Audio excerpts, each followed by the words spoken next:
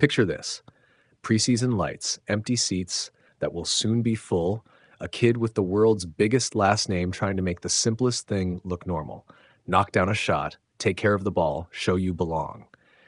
Instead, Bronny James shoots 1 for 12 in one game, then looks turnover prone in the next, and suddenly the conversation isn't about development anymore. It's about whether he should have been here at all. CBS Sports, he's 20, turning 21 on October 6th, and he's not hiding. He's been honest about a rough night from the floor and about needing to get his legs under him. But honesty doesn't mute the noise. Every missed shot and every miscued pass becomes fuel for criticism, and former players like Kwame Brown aren't holding back. Brown said bluntly that there are high school players better than Bronny, arguing the kid's minutes and shot attempts aren't justified, this being year 2. That line landed like a boulder in social feeds. Lakers Daily, let's slow down and untangle what's happening here, because there are 3 threads tangled together: expectation, development, and optics. Expectation. Bronny isn't just another young player. He's LeBron James' son, drafted in 2024, and every possession he touches is viewed through lenses that no other rookie wears.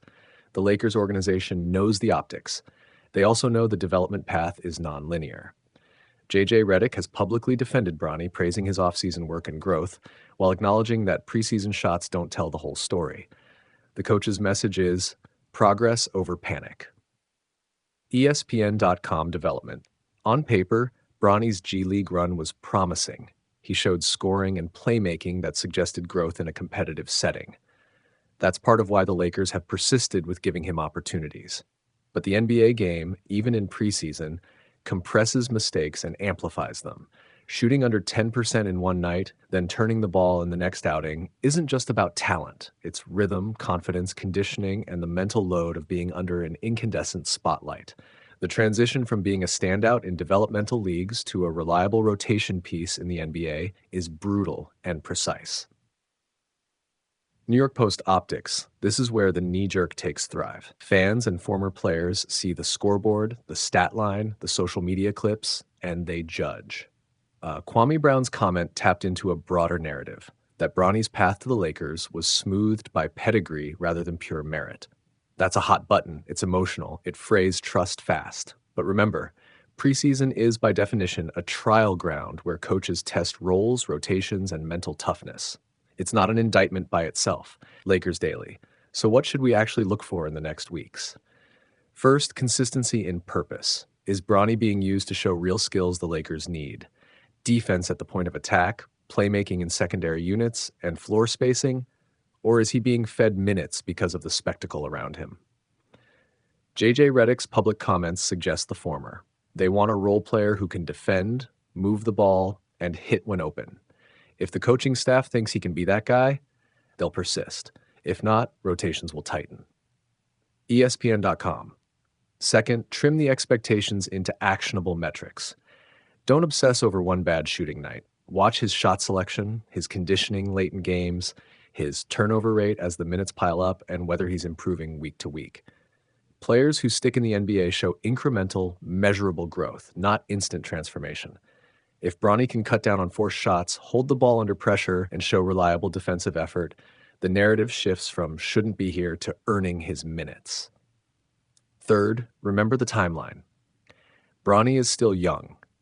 The Lakers are balancing roster needs with development priorities.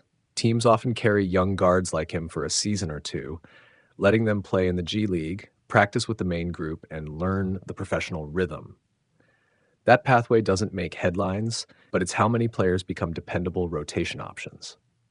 Now let's be candid about the risk-reward calculus.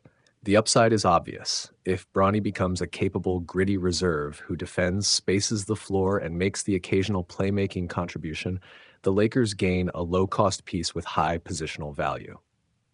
The downside is immediate. Poor preseason showings feed narratives that can erode confidence, invite public shaming, and pressure coaches to cut minutes prematurely. That off-court pressure is real, and it's one reason veteran voices in media and on YouTube make every misstep into a takeaway lesson about fairness, nepotism, or accountability. Newsweek, here's the coaching reality. You don't hand a young player minutes because of a name, nor do you bench him forever after 3 bad games. The job is to find the fit. Defensive assignments where he can hide and help, minutes and blowouts where he can play without the full stress of late game execution, and G League reps that replicate NBA pace. If those 3 levers are pulled properly, a player like Bronny can convert preseason despair into regular season usefulness. For fans and critics, the humane take is worth remembering. The kid is learning under lights he didn't choose but can't escape. The harsher take, echoed by former pros, is equally human. The NBA is a meritocracy when the checks are cashed and the roster spots are precious. Both are true, and both matter in public perception and locker room dynamics. So what's the short-term script for Bronny? Tighten his decision-making, trim the shot attempts that don't come from rhythm, and lean into defense. Make yourself indispensable in ways that don't demand nightly scoring. If he does that, his stat line will follow. If he doesn't, the chorus of critics will only get louder. Endgame. This isn't about whether Kwame Brown was right or wrong in a headline. It's about whether Bronny uses the criticism as fuel or lets it become a weight. If you're making a take for social or a short video, run this narrative. A young player under a unique spotlight, weathering the storm of expectation, needing to translate G League promise into NBA reliability, quickly, quietly, and with a defensive-first attitude. Final line. The NBA doesn't hand out favors for names. It hands out minutes for production. If Bronny wants the minutes, he'll have to prove it, one confident possession at a time. Imagine a former Laker saying there are high schoolers better than the son of LeBron James, and doing it without a single filter. That line lands like an elbow to the ribs because it's ridiculous, and also kind of true, according to Kwame Brown's take. He didn't couch it. "We got high school players better than Bronny," he said, and the internet promptly vomited hot takes. Lakers Daily. So let's strip away the celebrity glare and look at what actually happened on the court this weekend. The scoreboard doesn't care about lineage, it only cares about makes and misses.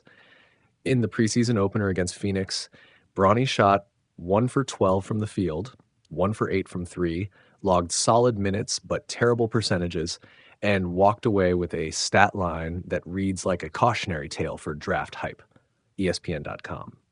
2 nights later in San Francisco, you saw flashes and the kind of box score that raises eyebrows. 2 for 6 shooting, but 5 turnovers and several plays that looked rushed or out of sync. That's not just poor shooting. It's a combination of timing, decision-making under pressure, and maybe a body that's still finding NBA rhythm after time in the G League. The numbers are small sample preseason stuff, but they add up fast when the narrative machine smells blood. Reddit, let's be blunt. Bronny's path is not the ordinary rookie route. He made headlines long before he made an NBA roster. Sierra Canyon, a 1-year stop at USC, a second-round pick, and then meaningful minutes developing in the G League. Some outlets point to his G League growth as proof of upside. Others point to his college numbers as evidence he might be maxing out. Both can be true. Developing players often straddle the line between progress and exposure. And here's the other axis of the story.